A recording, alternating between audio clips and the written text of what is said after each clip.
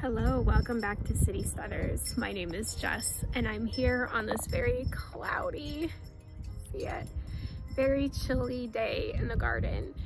I have held off as long as I can to plant some of my transplants in the garden, but today has to be the day. My husband took the week off of work to help me in the garden, so it's on. So come along with me as I plant some things in my garden today. Very first cabbage planted of the year. Here we go, we're done. My little helper is out here in the garden. She wants to water in our kohlrabi.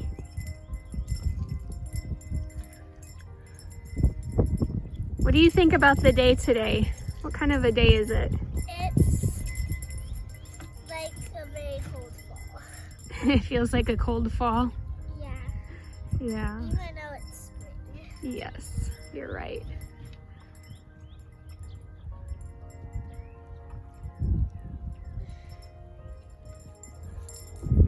Look at this man.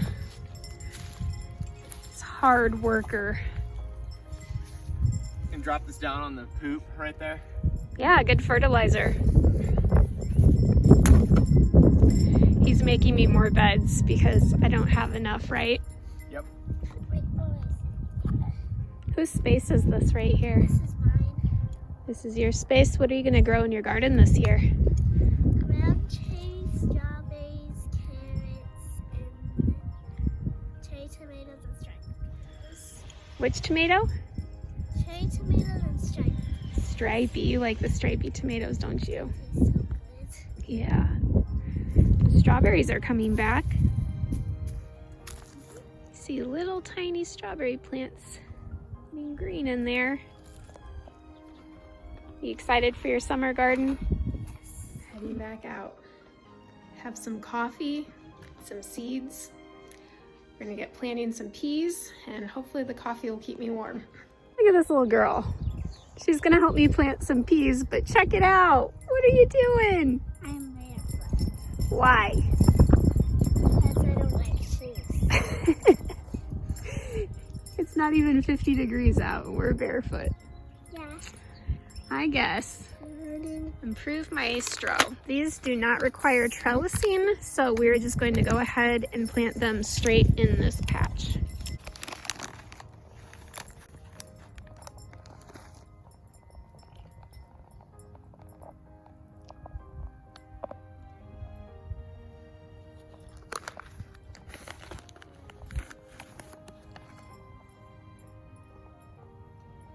I just finished putting up this trellis and you can see I put a couple of T-posts behind it to kind of secure it.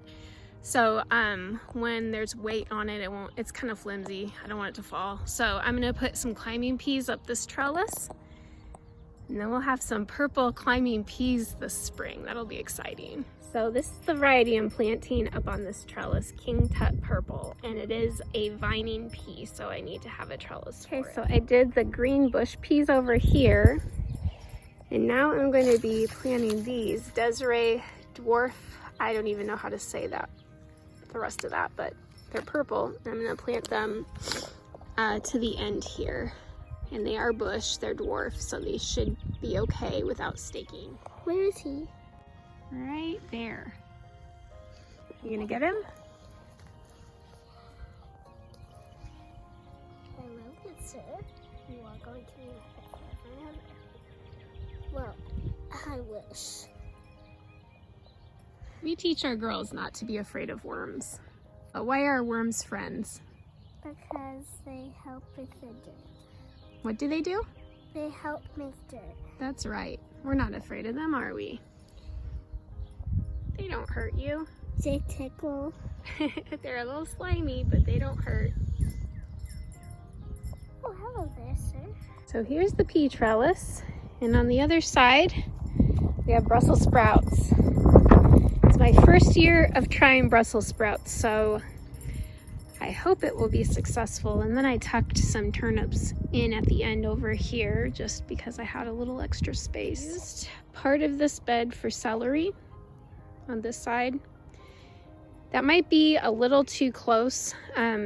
I will probably thin them out, just let them grow and see which ones are strong and then thin them out. And then more turnips I tucked in over here. And then there's garlic that should be coming up here pretty soon. Have a little garlic plant coming up right there. There's another little one popping through. And over here, I put some kale. So I might actually fill this whole bed up with kale. I only had 3 plants to transplant, so I might just put seeds in here. Something I do want to tell you about putting wood chips in your beds, don't dig it into the dirt. As you can see, I planted these into the dirt. I didn't put the wood chips. This is not just a bed of wood chips. There's dirt underneath and then I cover it up with wood chips. So that's important. That will hurt your plants if you dig all those wood chips into the soil. It sucks the nitrogen out of the soil. The rhubarb is appearing in the garden. Strawberry plants are waking up, turning green in my strawberry beds. I just wanted to show you something kind of special that a neighbor of mine gave me. He's also a gardener and has been for many, many decades. He's much older than me, but he's a sweet guy, and he shared some of these with me. They're called Egyptian walking onions.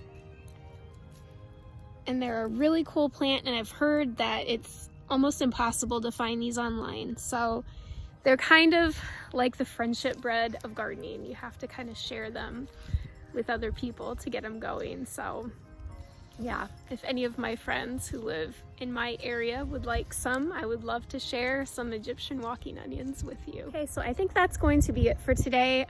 Tomorrow, hopefully I'll get some potatoes in the ground, but as far as today, I think this is what we're going to do. And I will bring you along tomorrow for potatoes. Well, good morning. It's the next day. I am out in my garden. It is about 9 a.m. I had to get out here super early today because about noon we're gonna get some rain. So I have to get on this planting before we get rain for the rest of the day. So let's get into it. So as a part of me learning to be self-sufficient, I want to learn how to save my potatoes so I can use them as seed potatoes the next year. So these were the ones that I grew in my garden last year. They were smaller sized ones. You can see they're starting to sprout. All I did was put them in this egg carton and leave it in my fridge all winter long. So now I can use these potatoes to put in my garden for this year. Now I didn't get as many as I would have liked, so I also ordered a bag here online. But one thing about seed potatoes, where you have your eyes, you can cut if you want to. So I could separate this part here. There's an eye. There's some up here. You can cut up potatoes and each one of those will make a plant. But if you do that, it's good to let them sit out for like a day to kind of get a scab-like thing on the skin so it doesn't get any kind of disease or anything in your plant. So I didn't do that. I'm just gonna plant these whole. I'm gonna be lazy this year. Last year I cut them up. This year I'm just gonna throw them in whole because I have a lot of potatoes. So you could do that to get more plants, but I will not. So it's always a good idea when you start your spring garden to refresh it with new compost or fertilizer or something to feed your garden, because last year's garden, your plants depleted the soil of important nutrients. So some cities like ours offer compost you can go pick up at the waste management places. So we have some compost here, a whole truck bed full of compost. I'm gonna add those to my new beds and then top off some of my existing beds. So I will be using this compost to cover my potatoes today.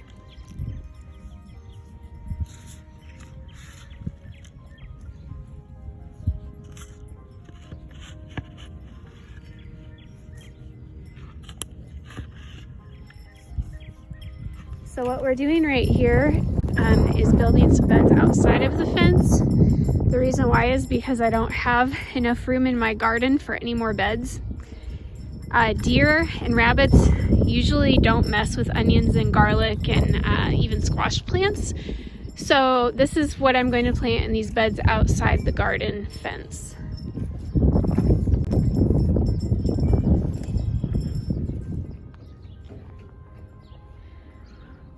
We're putting more wood chips down to keep the grass and weeds away from the garden.